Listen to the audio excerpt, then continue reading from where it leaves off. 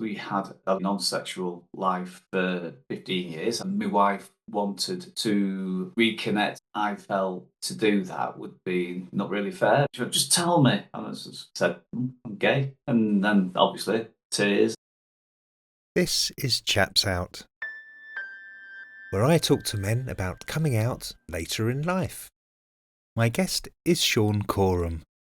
How long ago when you decided that you'd come out? It was 3 years ago today. To my best friend, kids were getting older, and my wife wanted to reconnect in a way where we're doing things again. We had a largely non-sexual life for 15 years after the kids had been born, and I felt that to do that would be not really fair because my heart wasn't in it, and to me, it was just something I couldn't do, and I think that prompted me then to kind of like, well, come forward and be honest, really. We was coming up to our anniversary and we was going to go to Whitby.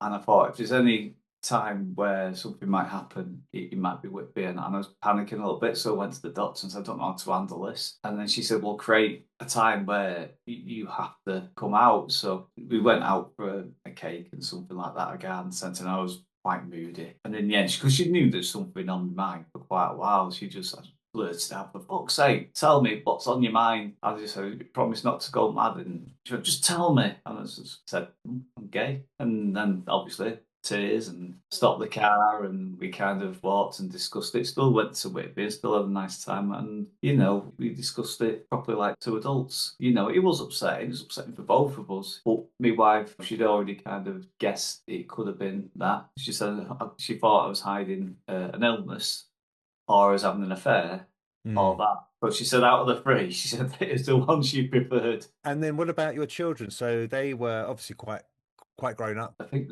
14 and 16. And they come downstairs and I told them, and they just went, yeah, we know. Can we go back upstairs and play on our computers? And that was it. Yeah, that is the general response from that generation. I think it's not like it was, like say, 20 odd years ago. I wasn't bothered about who else found out. I was off work for 2 weeks, as I mentioned, was going on holiday. And then I just rung one of my friends at work and I said, just tell everyone because it'll save me the effort of telling anybody when I come back. So by the time I come back, everyone knew. One person actually turned around and couldn't believe that I had a wife and thought I was gay anyway. Another person said, well, that was the worst kept secret ever. Yeah, it wasn't a massive shock to many people. And then the way that I come across a little bit quirky, I don't necessarily come across overly effeminate, but even when I'm wearing my dresses, amazingly enough, I do have a quirkiness about me. It's not masculine, it's not feminine. It's a bit individual. One of the first people I ever got attracted to was a lad that worked at the newspapers with me. I found him quite attractive, and I used to quite enjoy talking to him. I didn't realise then why, but he was always there, and I always had little fantasies about him.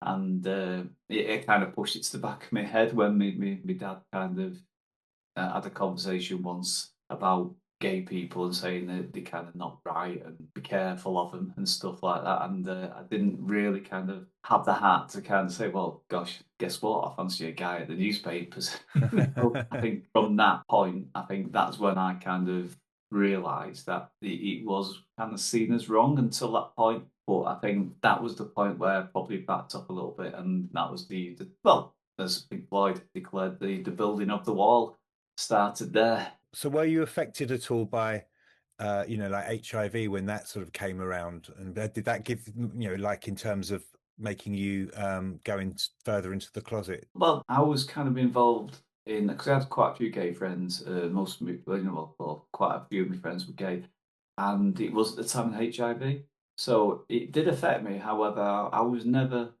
kind of promiscuous in any sort of way, and that was in the straight world or the gay world, and therefore it didn't kind of deter me, nor did it kind of it didn't kind of affect me in that way. What it did affect me is seeing the people that didn't turn up after a while, the people that you hung around with for a few years, and next minute you'd be in a group of people and someone would be saying, "You've heard about Neil? He's in hospital," and you're like, "He's not coming out," and it'd be them sort of stories, and you'd have a quiet moment where everyone would just go quiet and reflect for a bit, and I think. I think that was where it started affecting me, is as I saw it affecting other people, and then I saw how disgusting, like the news and the, well, I think it was the Anderson, the chief police Anderson, that Anderton? it just hit home what people thought of what gay people at the time. And I think up until that point, I think we was starting to gain recognition and people gaining a bit of inclusion because it was getting into the 80s, and we had the new romantics and all that Mm. lot.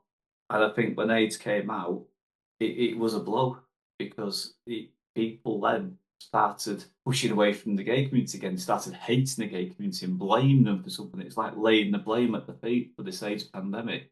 And Mm. then anyone that was thinking of coming out of the closet, where I think I was on the line then, I think you just went straight back in, locked the door, nailed it shut. The mate that I ironically come out to 3 years ago, he came out to me uh, All many right. years ago. So it was a turnaround. I supported him and I helped him through his um, well, not a problem, but it is kind of what he thought was a problem then because he didn't really want to be gay and he had to accept it, and I helped him by going down to the village. I actually took him down to the village for the first time, so Yeah. ironically, then it gave me a chance to uh, kind of indulge myself a little bit and have a look around and dance to the disco and stuff like that. So it was quite a nice time in a reflective, nostalgic sort of way. It was quite nice that he come full circle in the end, and then he ended up coming out with me to the village this time around. He had not been down there for 20 odd years. It obviously changed dramatically, but that's all really. Went to one Pride event, went to the Manchester Pride event, just to kind of see if it was really me, see if it was something that I was comfortable with. And then dropped in on the Benidorm Pride when we went to Benidorm, and I didn't realise it. It was just totally by absolute fluke, and we watched the parade there. But again, I didn't go to the Pride event. I find I don't really gel with it because I remember the Mardi Gras before the Pride in Manchester, Yeah. and it was more a fight, more a statement, more it had a cause.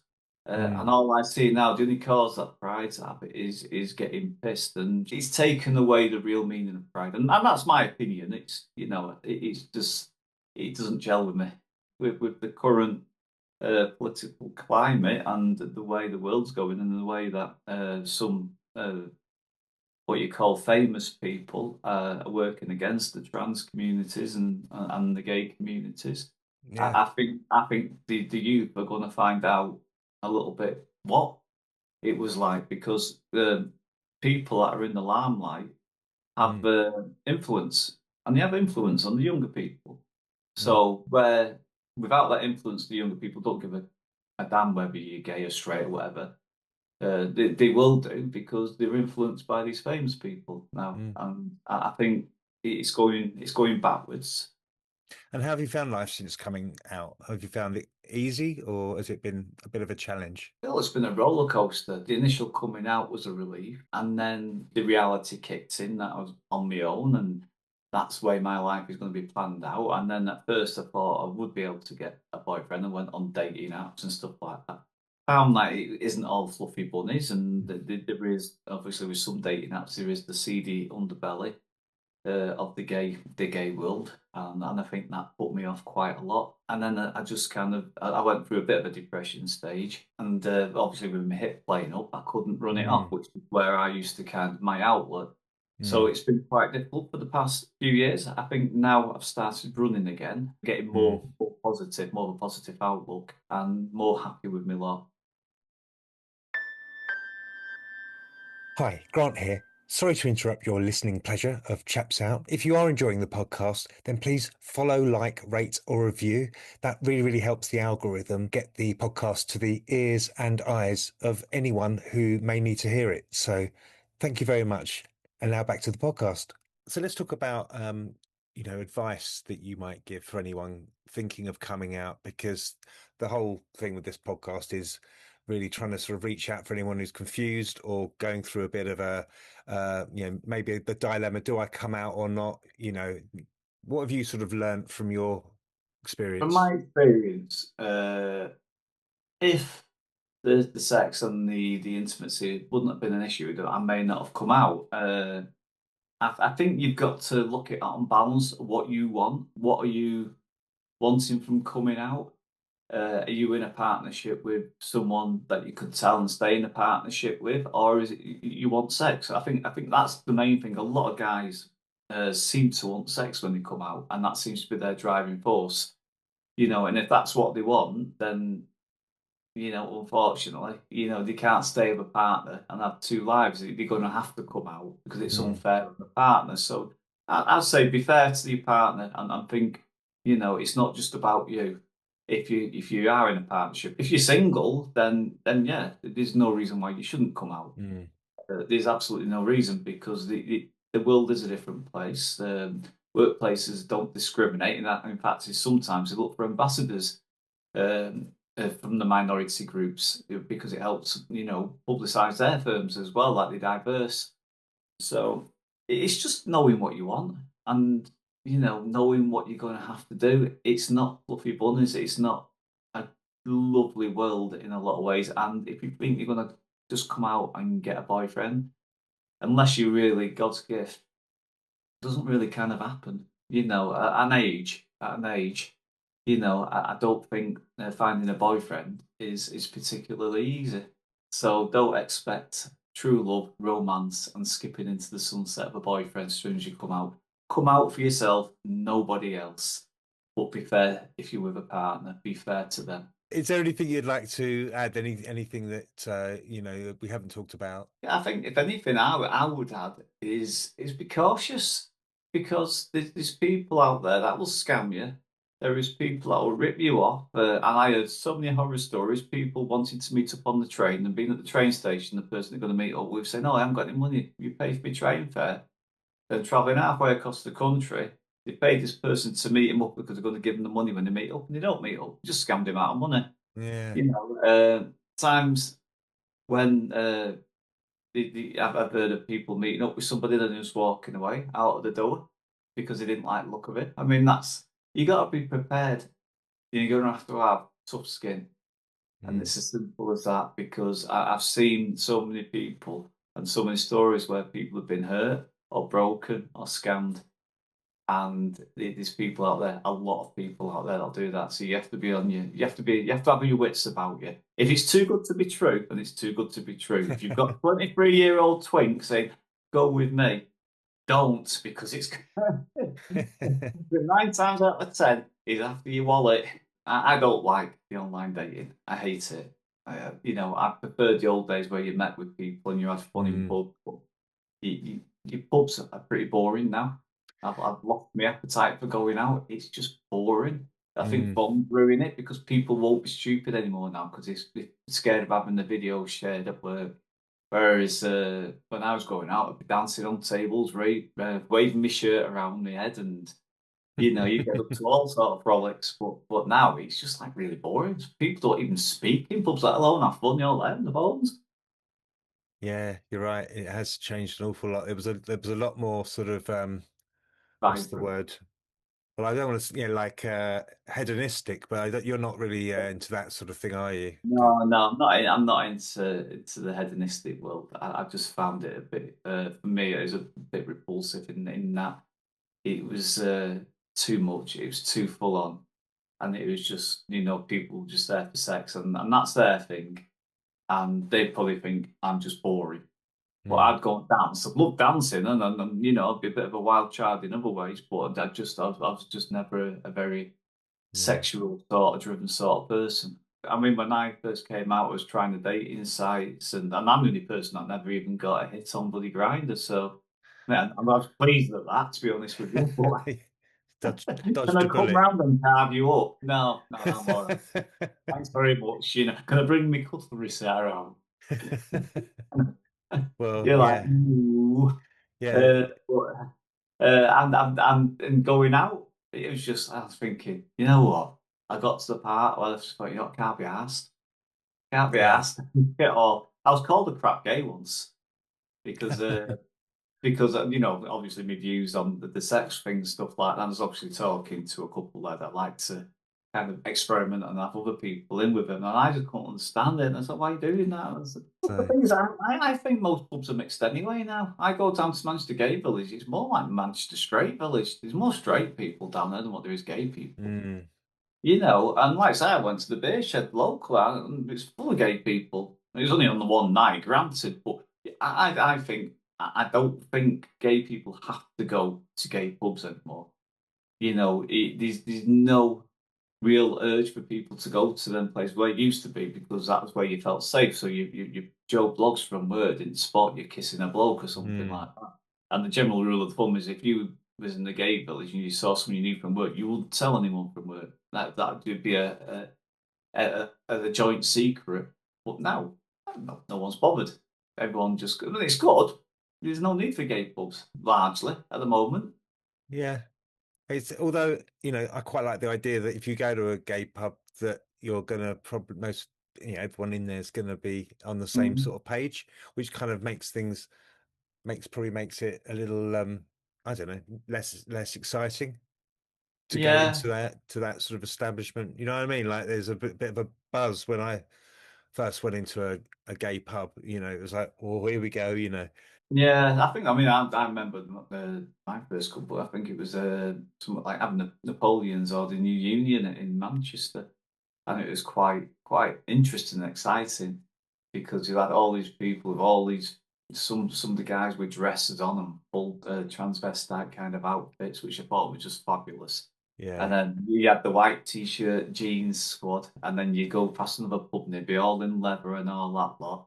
And then you kind of was like hundreds of pounds worth of leather on it, and it was all quite interesting. Again, they had all the little tribes, all the little different kind of tribes as you went down, and it was nice because you could talk to anybody, Hmm. and everyone had time for you, and it wasn't an effort. You didn't think just because you're talking to someone that you was chatting them up or they was chatting you up. It was just all a bit of a laugh. It all seemed Hmm. to. It was a melly, you know, like a Yeah. coupling of people all just having a laugh and a It's, dance and enjoying the moment. And now it's an abattoir of silence. oh, I was going to say it was a scene, right? Yeah. So yeah, it's probably time we can wrap up this conversation. But before we do, I would love it if you could just give me a little teaser. What are you going to talk about in Chaps Out Culture? What have you come up with to recommend? I've come up with a not very well known musical, very underrated, Hedwig and the Angry Inch. Brilliant. For anyone not watching, you held up, what was that, 4 inches? The Angry Inch, well, it is to me. Well, thank you so much, Shaun, for coming on and sharing your story. Yeah, really appreciate it. And yeah, good luck with everything. Thank you very much.